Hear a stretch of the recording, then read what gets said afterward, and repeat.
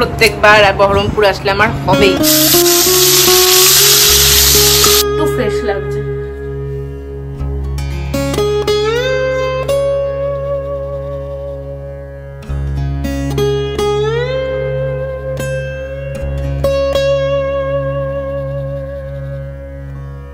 সকালবেলা বাজার থেকে মা মাছ নিয়ে এসেছে, এখন সেই মাছটাই ভেজে ওটার ঝোল করবে।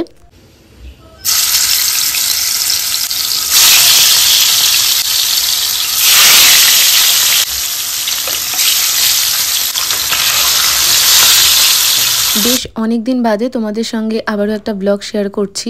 আগের ব্লগটাতেই তোমরা দেখেছিলে আমার শরীরটা একদমই ভালো ছিল না, আর এটা তার নেক্সট ডে। ব্লগগুলো আমি যখন বহরমপুর গেছিলাম সেই সময়ের, আপলোড করতে বেশ অনেকটা লেট হলো। ওটা কমপ্লিট হয়ে গেছে এইবারে। সকাল থেকে আমার শরীর প্রচণ্ড খারাপ। প্রত্যেকবার বহরমপুর আসলে আমার হবেই, মানে প্রত্যেকবার হাতে যেহেতু বেশি দিন নিয়ে আসি সেজন্য শেষের দিকে গিয়ে হয়। এবার ঠাকুরও জানে যে এবার তো বেশি দিন থাকবে না, তাই জন্য একদম শুরুর দিকেই হয়ে গেছে, যাতে শরীর খারাপের কোটাটা কমপ্লিট হয়ে যায়। তো সকাল মাঝরাত্রি থেকে অসহ্য পেটের যন্ত্রণা এমন আমি ঘুমাতে পারছি না। তারপরে তো সকালবেলা থেকে ঘুম ভেঙে গেছে, একটা অদ্ভুত স্বপ্ন দেখেছি। অদ্ভুত স্বপ্ন দেখে আমার ঘুম ভেঙে গেছে। যাই হোক, কি স্বপ্ন আমি আর এখানে বলছি না। তারপর থেকে আর ঘুমাতে পারছি না, পেটের যন্ত্রণা। আলটিমেটলি উঠলাম, তারপর থেকে তো বুঝতেই পারছো চলছে। এত পেটের যন্ত্রণা করছে, মানে থাকতে পারছি না। ইলেকট্রলের জল, ওই যে যেটা আর কি লিকুইড ওআরএস, সেটা একটা সকালবেলা খাওয়া হলো। তারপর আর একটা পাউডারের যে গুলো পাওয়া যায় সেগুলো নিয়ে এসে বোতলে আর কি মিক্স করে দিয়েছে, ওটাই খাচ্ছি। এখন একটু ওই পেটের ভেতর জ্বালা পোড়াটা কমেছে, এই হচ্ছে ব্যাপার। এখন তো দেখলেই মা এখানে শুকনো মুড়ি দিয়েছে, তবে শুকনো মুড়ি আমার একদমই খেতে ভালো লাগছে না। আলু ভাজা দিয়ে মা এখানে মুড়িটা মাখলে আনলাম, তুমিও একবারে নিয়ে নাও। আজকে আমি রান্নার দিকে যাইনি, মা মাছ নিয়ে এসছে, পাতলা করে মাছের ঝোল করেছে। আমি আজকে ভেবেছিলাম ব্লগ করবো না, কিন্তু ডেলি ব্লগ বানিয়ে এমন একটা হ্যাবিট হয়ে গেছে, মানে একটা দিন ব্লগ করবো না ভাবলে কেমন একটা লাগছে। তাই ভাবলাম না, একটুখানি অন্তত যতটুকু হয় আপডেট দিই তোমাদের সাথে। আর তারপরে যদি আজকে না করতে পারি তো কালকে থেকে আবার ব্লগ কন্টিনিউ করবো।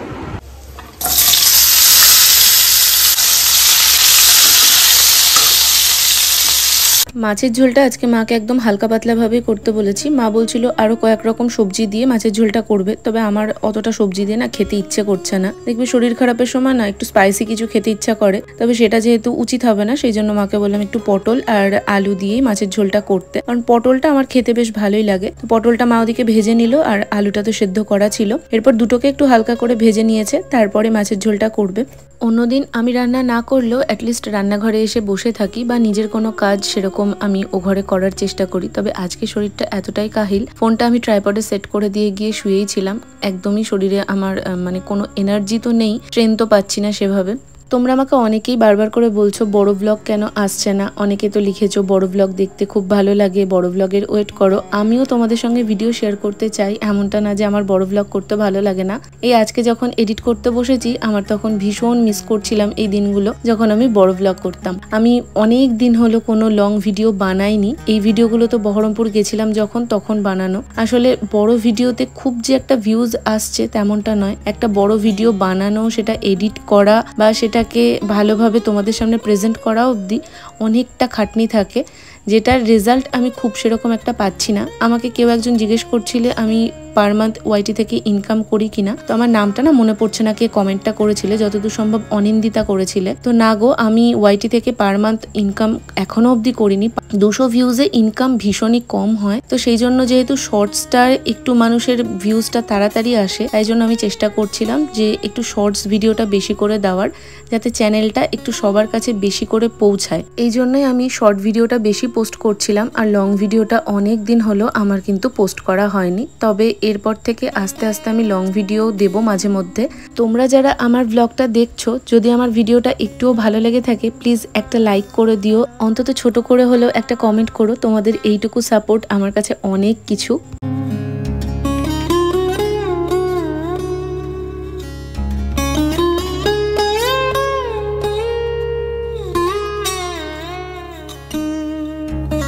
ফোন একটা বাজছে, আমার মাতা রানীর এখন চা খাওয়া চলছে।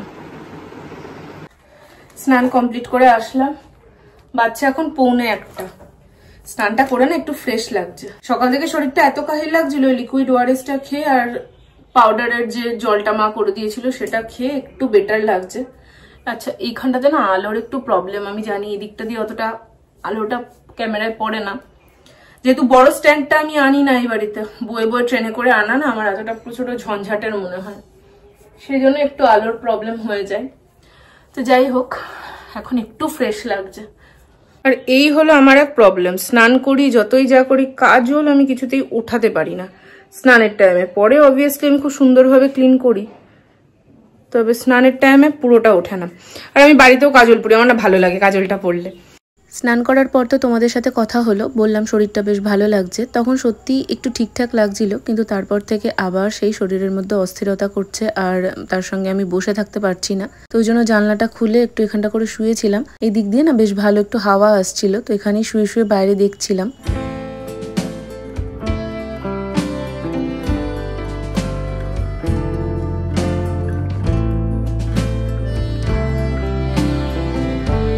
তখন তো দেখলে আমি একটু মুড়ি খেয়েছিলাম, তবে এখনো অবধি না আমার সেভাবে খিদেও পায়নি, আর খাওয়ার খুব একটা ইচ্ছেও নেই। তবে মা বলছে যেহেতু ওষুধ চলছে সেহেতু না খেলে আরো বেশি উইকনেস লাগবে, তো আমি মাকে বললাম তুমি একটু খাইয়ে দাও। আজকে অনেক দিন বাদে মা এখানে আমাকে খাইয়ে দিচ্ছিল। আগে তো একটা টাইম স্কুল যাওয়ার সময় প্রত্যেক দিন খাইয়ে দিত, এমনকি বিয়ের আগেও মা আমাকে প্রায় খাইয়ে দিত। তো আজকে অনেক দিন বাদে মার হাতে খেয়ে তারপরে ওষুধ খেয়ে ঘুম দিয়েছিলাম। সন্ধ্যাবেলা এখানে ওঠার পর মাকে বললাম একটু কড়া করে চা করতে, তো চা করছিল মা, কারণ ওঠার পরই না মাথাটা ধরে আছে, মানে ওঠার আগেও তো তোমরা দেখলে খাওয়ার টাইমে মাথাটা যন্ত্রণা করছিল, আর ওঠার পরেও মাথাটা যন্ত্রণা ছাড়েনি এখনো অবধি। তো সেই জন্য মা এখানে চা করলো, আর বাবাও বেরোয়নি এখনো অবধি, তাই তিনজনের জন্যই চা হলো।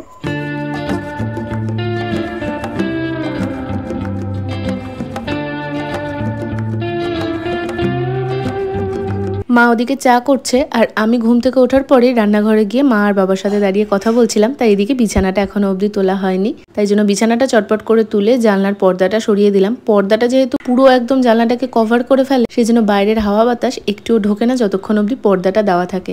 এই ঘরটা না ভীষণ গরম হয়ে যায়, পর্দাটা সরিয়ে দিলে তারপর আবার আস্তে আস্তে নর্মাল হয়। সেই জন্য সকাল সন্ধ্যে ঘুম থেকে ওঠার পরে আমি চেষ্টা করি তাড়াতাড়ি করে বিছানাটা তুলে ফেলার, যাতে পর্দাটা সরিয়ে দেওয়া যায়। বাবার ওদিকে চা খাওয়া হয়ে গেছে, তবে মা আর আমি এখনো চা খাওয়া শুরুই করতে পারিনি। বাবা বেরোলো, সেই জন্য মাও খাওয়া স্টার্ট করেনি, আর এদিকে তো আমি বিছানাটা গোছাচ্ছিলাম। সব মিলিয়ে বাবা বেরোনোর পর আমি আর মা এখন চা নিয়ে গল্পের আসর জমিয়ে বসলাম।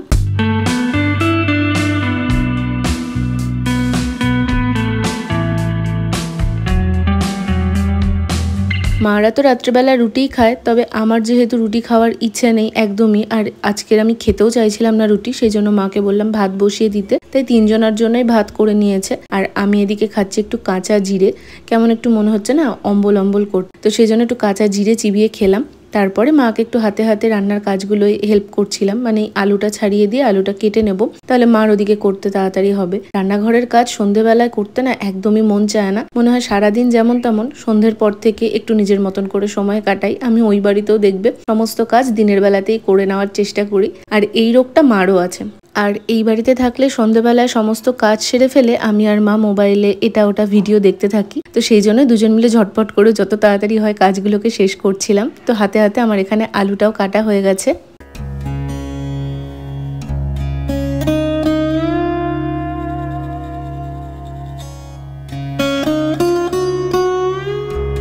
আজকে সারাদিনটা কিছু না করেই কেটে গেল। সকাল থেকে তো দেখলেই শরীরটা একদমই ভালো না, তবে এখন শরীরটা একটু ঠিক লাগছে। সন্ধ্যে থেকে আর পেটের মধ্যে ওই জ্বালা পোড়াটা নেই, তার সাথে অস্বস্তিটাও অনেকটা কমেছে।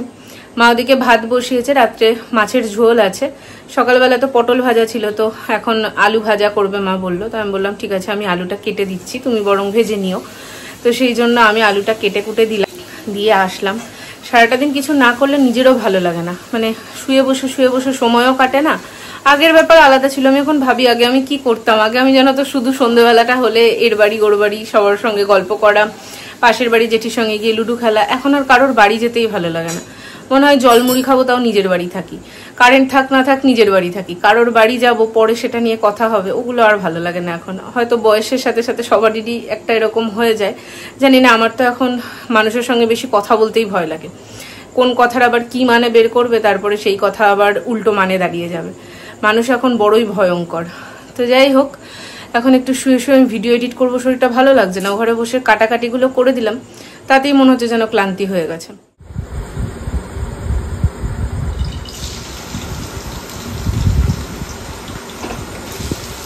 মা এদিকে রাতের জন্য আলু ভাজা করছে, এটা হয়ে গেলেই রান্নাবান্নার কাজ কমপ্লিট। আর ওদিকে আমার এখন ইচ্ছে করছে একটু আলতা পড়তে। মার কাছে এই আলতাটা ছিল, তো সেটা নিয়ে আমি এখন আলতা পড়তে বসলাম। তার সাথে চলো আজকের ব্লগটা তাহলে এখানেই শেষ করছি। ব্লগটা কেমন লাগলো অবশ্যই একটা কমেন্ট করে জানিও। দেখা হবে খুব তাড়াতাড়ি। টাটা।